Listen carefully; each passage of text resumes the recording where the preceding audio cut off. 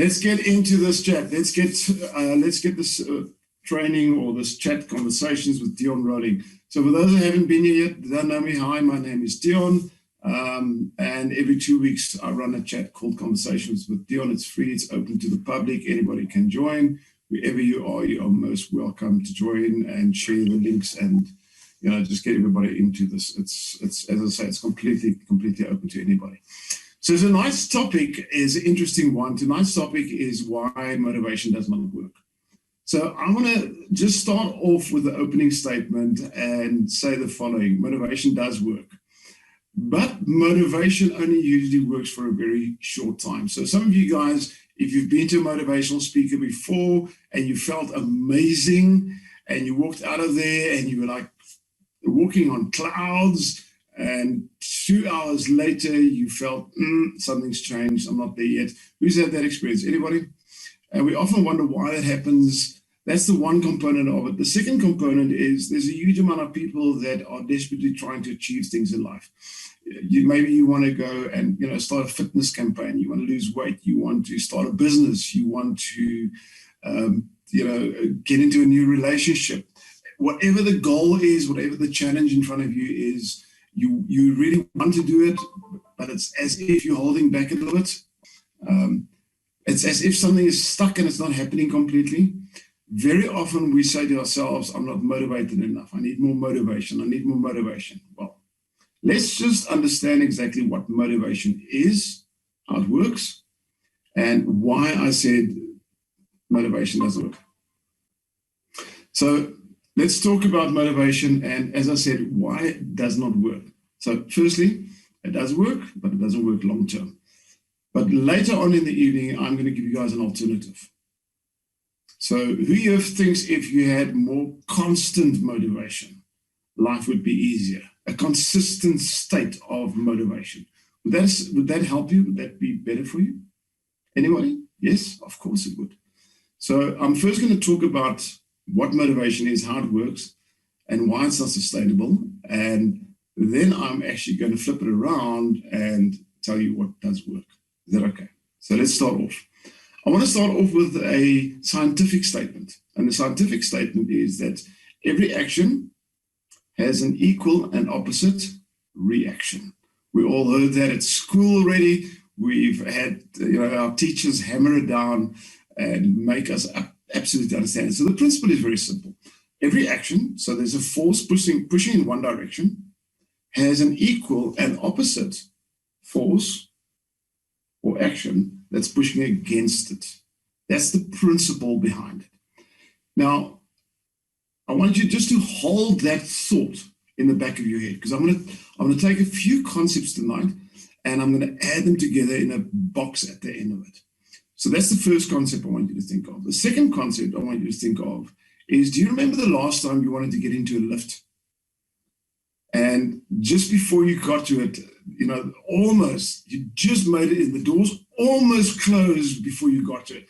And you sort of slid into that lift in the last minute. And you went, phew, made that one. Ever had that experience? Now, the principle I want you to understand is that the only way your brain understood the joy or that extreme satisfaction or that feeling of, yes, I made it, is because part of the brain, here's the key, had an equal and opposite experience as well. The brain has one experience because the opposite experience lives in the brain as well. The only way you actually knew that you had a phenomenal, great experience was because your brain could comprehend what it would feel like if you missed the door and you had to wait a little bit longer. Does that make sense, guys? So the only way you had that sense of jubilation, I made it to the lift, is because your brain knew what it would feel like if you did not make it to the lift. Now, here's the key. Every experience we have as humans has an equal and opposite experience at the same time. So if you are feeling an emotion, let's call it one of the most beautiful emotions, love. If you feel love, the only way your state, your brain, your being, who you are, can actually understand that you are feeling love is by completely understanding what it would feel like if you didn't have love. So for the brain to comprehend something, it needs to compare it. It needs to weigh. So how did you know that you were lucky to get into the lift? Because your brain could weigh what it would feel like if you're not lucky getting it in time into the lift. How do you know you're in love? Because the brain can weigh and imagine the flip side of it, the opposite and equal of it. Does it make any sense? So gratitude in itself really only exists because the opposite also exists. Scarcity and lack sometimes exist in us. Sometimes only in the imagination and in the thoughts, but it exists in the deep subconscious brain. That's a concept we need to understand. So if you take generalized people, if we go through life on a day-to-day basis, our brain is constantly experiencing a variety of different states, emotions, thoughts, beliefs, values, all these things, sometimes challenges that's going through us. But here's an interesting secret I want you guys to understand. Both the states, the positive and the negative, the up and the down, the good and the bad, the light and the dark, all of these are existing at the same time inside your subconscious. The reason you experience some of them more than others is merely because you give the one more attention than others. And as you give it attention, you are increasing your awareness around it. So a simple example I can give you guys here is if you would stand and you'd fill one bucket of water with one bucket with cold water, and you put one foot into it, and you fill another bucket with very, very nice warm water, and you put another foot into it. How would you know which bucket, the cold one or the warm one, gives you the highest awareness? The simple answer is the one you focus on more. Now, let's assume you're focusing on the cold one the most. But as you focus on it, the larger the bucket becomes, the fuller the bucket becomes. What is going to start happening? Will it eventually become such an overwhelming experience that it might overwhelm the sensation of the other one? Absolutely. Inside of our brains, a similar concept happens. Now, here's the interesting part. The moment you think of a goal you want to achieve, your brain comes up with a reason why you shouldn't do it now. The moment you start thinking about possibly going to do some exercise, your brain comes up with an alternative thing you can do that's going to put you in a very relaxed state. The moment you start thinking about working hard, your brain comes up with something you can do that's going to make you just take time out, me time, we sometimes call it. So the brain very often comes up with concepts or ideas, creative thoughts, which is equal and opposite to the one that's existing in your brain. Now, the brain always takes the path of least resistance. This is a natural wiring we have. And a lot of people have got goals, they've got things they want to achieve in life, but they constantly procrastinate in the journey of trying to achieve it. And then they start questioning themselves, what's wrong with me? What's going on? Why am I always thinking of excuses? Why am I self-sabotaging? Why am I going through all of these things?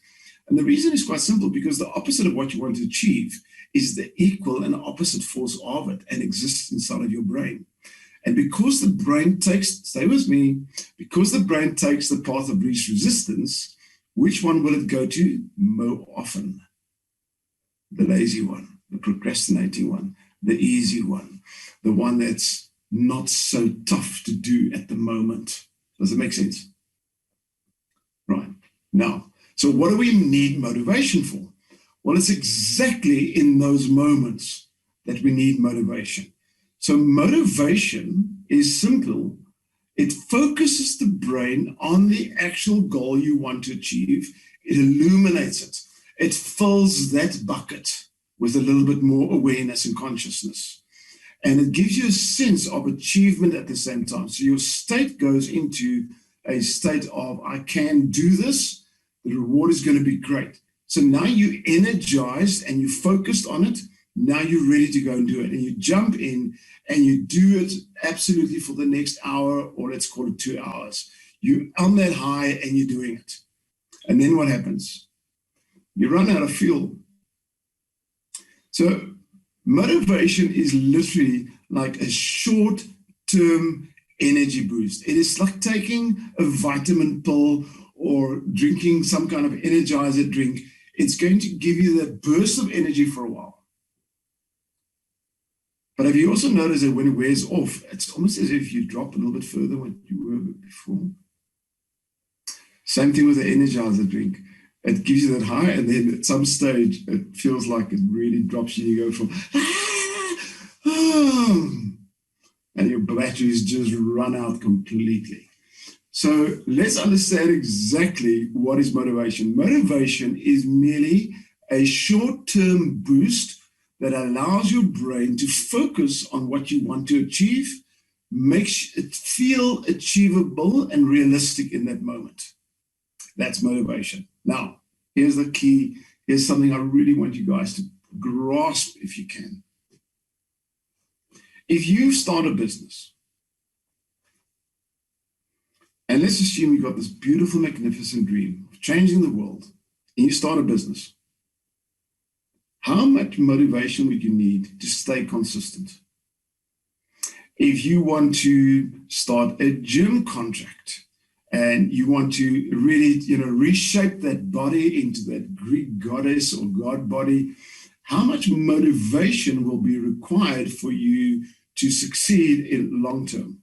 Because we know going to the gym on its own is not going to give you that body. You need to do it sustainable. I don't know about you guys. I've been to a gym. I came back home in the afternoon, looked in the mirror, and I kind of looked the same as I did before I went. So the one-off doesn't work. It needs to be consistent, right? So if you really want to achieve magnificence, how much motivation do you need? A lot of it. And you're going to need it constantly. Now, think about motivation as a pill you're taking. It works only for a short term, and then it drops you. So what is going to happen if you rely on motivation for you to achieve anything in life? You're going to go up and down, and up and down, and up. Who's had that? Who knows exactly what I'm talking about? It's like one day you're king of the world, and then the next day, I'm king of the world, and the next day, it's up and down, up and down. So I've been thinking about this. I've been looking at people, and I've been trying to figure this out. So one of the people that I looked at, that I tried to analyze this concept, how does it work, is actually my wife. Now, let me explain to you guys just briefly what she does, and then I'll put this whole thing into context. So my beautiful, amazing wife, I've been married to her for 36 years. She's still gorgeous. She still loves me. I mean, how amazing. She needs a reward or achievement of excellence award or something. So give her a shout out just for being able to survive with me for 36 years. I mean, that's a powerful woman that can do that. So let's just look at what she does for a living. She works for a dental practice. She does the reception work. She does the booking. She works for the medical aid. She does the payments, all kinds of things in the background. And I often talk to her about her job because in my mind, she can do a different type of job. She can run a bloody corporate for that matter. She's intelligent, she's dynamic, she's smart. And I've also hinted to her that I wanted to move to a different place. I wanted to move to an island and go stay in a tropical island or somewhere beautiful around this world. And she keeps resisting and says, no, I'm not leaving my job. So I had a conversation with her and I try to unpack what is it about her job that makes her excited on a Monday morning to go to work. It makes her excited every day, that when I phone in the middle of the day, I've never had her really say, I hate my job. She might say something bad has happened at the job and someone upset her in a moment, but she's never hated a job. It's like that. She's constantly motivated. And then the penny dropped. And here's the concept I want you to understand. She doesn't go to work for the salary. She doesn't go to work because it's a stimulating career path and she wants to take her to this magnificent position one day. She goes to work because she loves the team she works with. And she loves the patients, their clients, the people. She's built a relationship with them for over the last, I think it's about almost 20 years already. She knows them. It's almost as if they are part of her family. And there's a bond, there's a passion in her to take care of all of their clients. And that does not motivate her. It inspires her to go to work. You see, the difference is we somehow believe we need motivation. But I want you to understand a principle about motivation. Motivation is only focused on the I, the me, the my goal. I want to create a business and make money. I need to be motivated to be able to do that. Motivation is a very personalized, self-centered requirement. Motivation is something on the outside that needs to come in. And it is when it wants to come in that it has a sense of resistance. It is an external force that you need to drag in, pull in, or take in from the outside. Does that make sense so far? Is that making logic sense to you guys? I hope you're really, really getting it. What's the difference between motivation and inspiration? Inspiration works from the inside out. Inspiration is never focused on the I. Inspiration is always focused on something bigger than me. Inspiration is usually a large group of people, an animal society, a global change. Inspiration comes from the inside and it flows outward. There's no resistance. I want to repeat that statement. There's no resistance with inspiration. Inspiration is a constant.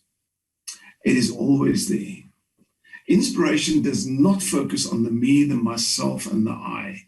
Inspiration focuses on something much greater than me. So the solution is very simple. Turn and look around you and ask yourself a simple question. This goal I want to achieve, this challenge I have in front of me, this business I want to start, this new health project I want to get involved in, this job I want to do, how does this benefit something outside of me, something greater than I? Now, it's only after I sort of analyzed what's happening with my wife that I did a self-reflection. And I literally went and I looked at my own business. I asked, because I often get people ask me, how is it possible that I can be on this platform so often and just consistently run at an extreme pace and constantly come across as if I'm extremely motivated, energized, everything. And when this concept came into my head, the penny dropped.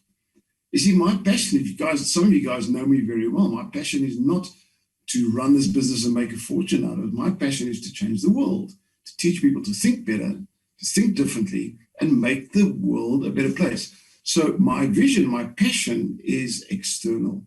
It is larger than me. It is higher. It's a bigger purpose, if that makes any sense. So look at what is in front of you. What's your goal? What have you set your sights on that you want to achieve? And ask yourself a very simplistic question. How does this benefit something greater than me? And if you find the answer, feel the inspiration. Become aware of it. Feel the difference in yourself. You need to sense it. Feel it in every part of who you are. Feel it in every muscle. Feel it in every fiber of your body. Feel the difference between being inspired and being motivated. Motivation is for selfish needs. Inspiration is because it's something magnificent and greater than you. Does that make sense, guys? Isn't that an interesting one? And I've looked at this and I've asked I try to analyze. I mean, one of the guys that I really look up to that I think is one of the most amazing people is a guy by the name of Richard Branson. If you don't know who he is, he started Virgin, the airlines, the labor record, the gyms, everything. To me, he's such a brilliant example because he wakes up and he's such a billionaire. He's got more money than he can count. He can literally, I don't think he can actually watch his bank balance and notice how much money he's got because it changes too fast. He's extremely successful, but he still wakes up And he still goes out and he still works and he still does his thing every single day. And I looked at his life because I read his book and I asked myself, what is it all about? And I realized he wants to make the world a better place. To him, it's about his teams, it's about the people, it's about the larger vision than himself. Yep. So, how big is your vision? Where's the focus of your vision? Who benefits from your vision? Oh, yeah. Does it make sense? Something greater than you. So I'm going to now, I'm going to set the setting to you guys. Can unmute yourselves if you want to. So I want to know from you, and I want you guys to share with us here. Who of you tonight while you were here had an aha moment? Who for this, could be your hands up. I don't know if you want to ask something or say something. Who here had an aha? Realize you need to change focus. Anybody? Okay, there's 1, 2 hands going up. Okay, there's a couple of going up. All right. So some of you guys are shy to put your hands up sometimes, and I get that. It's okay. I want to ask you this question. If you need to change from the need to be motivated to living in a state of consistent inspiration, where should you focus? Now, a lot of people are going to go, well, outside of me, something bigger than me. But let's make it very practical. Let's make it real. Let's make it practical. So you've got, let's say, different circles of influence. So for me to think I'm going to change the world means I've got to try and imagine people. And sometimes that's quite difficult.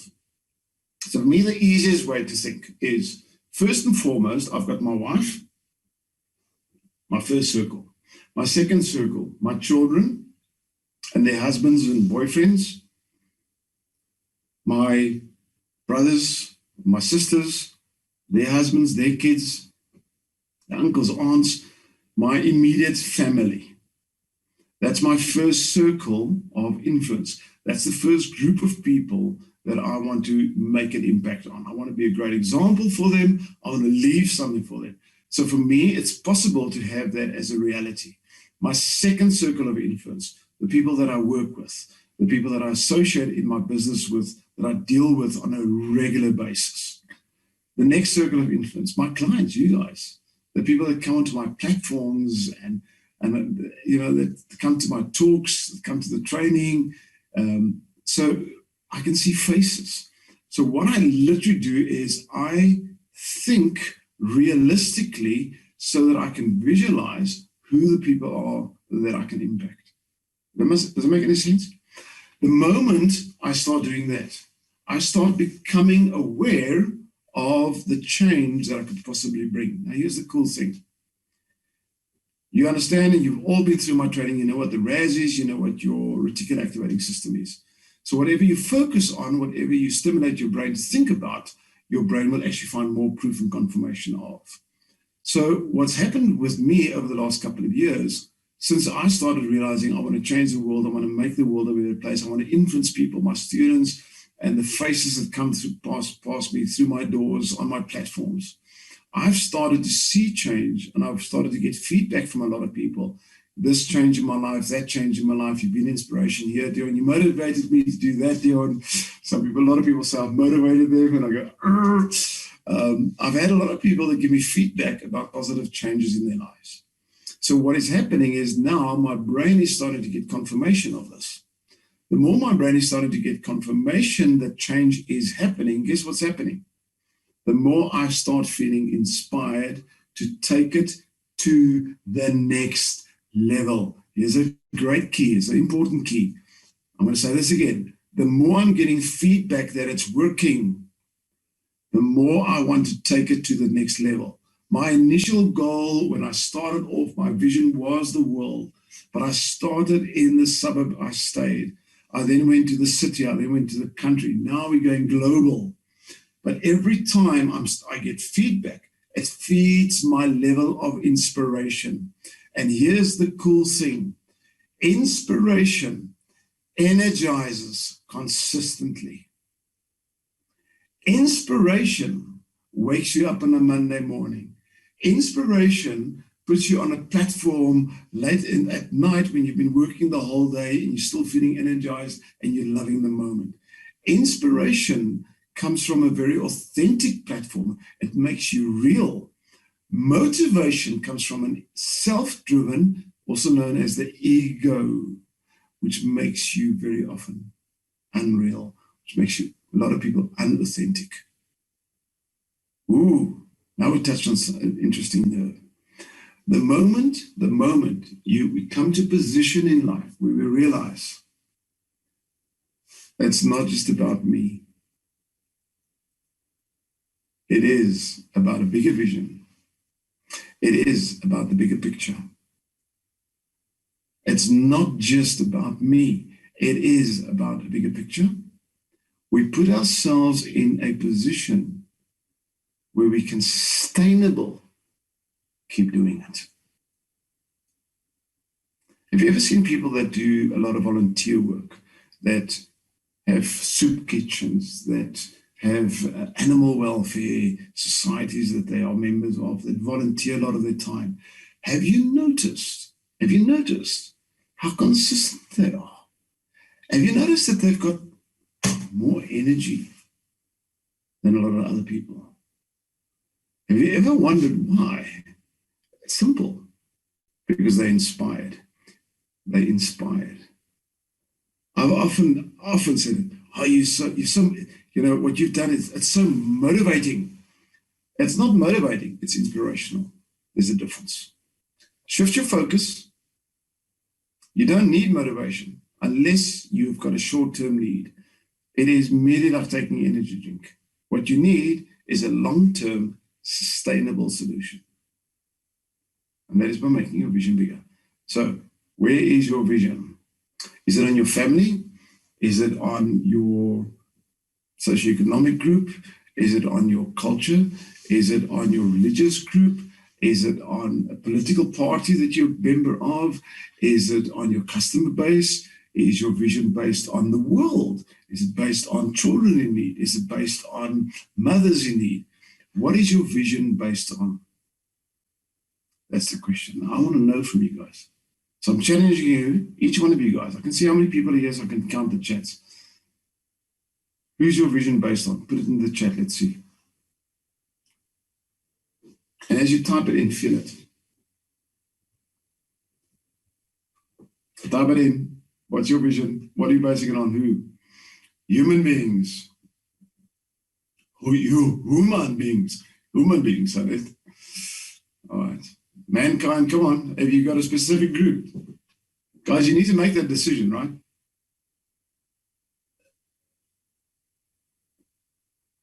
Abuse women. Okay, here we go. All right. Sanctuary people, genuine love, supported, feel they really need family, friends, clients. Okay. There we go. I realize someone realized they were money oriented. Okay. The world. People who struggles to make it in life. All right.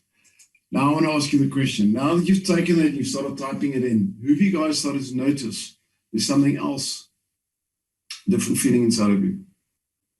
There's a humbleness, but there's something that's feeling a bit more solid than that momentarily. I'm motivated, I'm going to do it now. Yeah. Anybody? Groovy? You nodding your head, you want to share? Bendy Draw? I realized that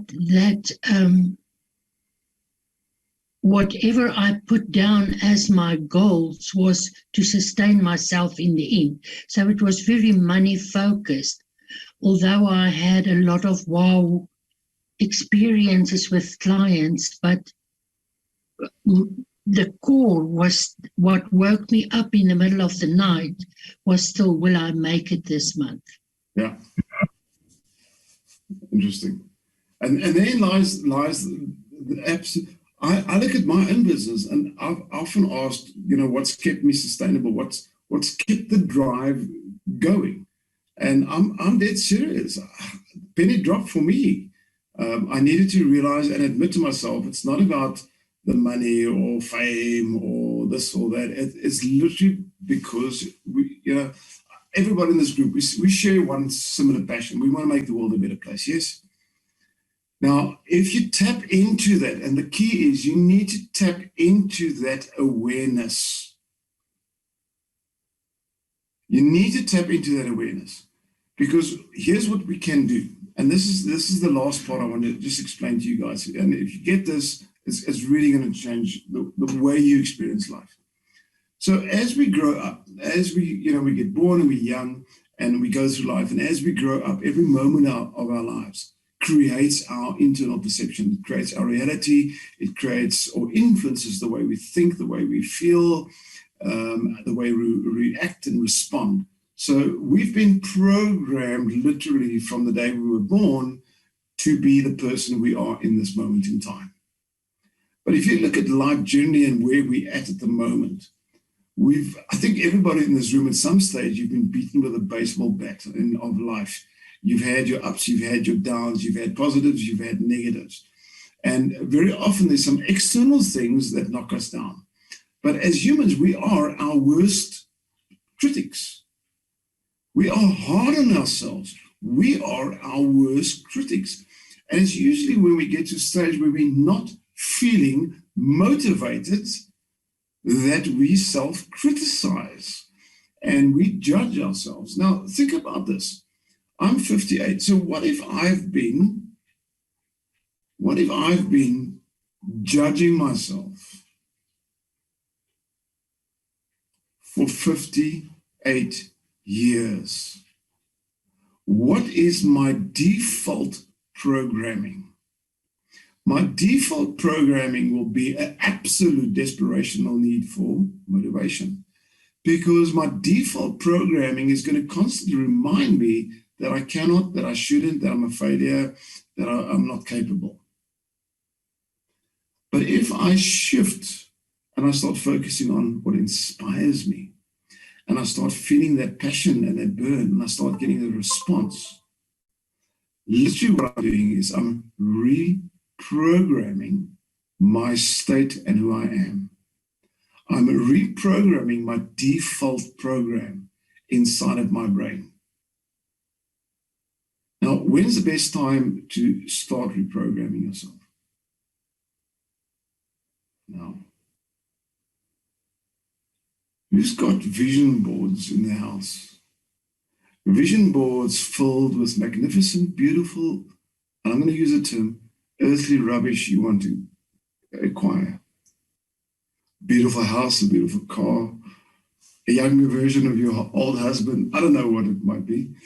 We've got a lot of things on our vision boards that are all about me, things I want. So what if we change our vision boards to the greater vision, to something, a power, a source, a benefactor that's greater than I? Would that start changing your daily form of thinking, the way you are self-inspired on a regular basis? Guys agree? Who's going to change their vision boards? Put something else on there. Oh yeah.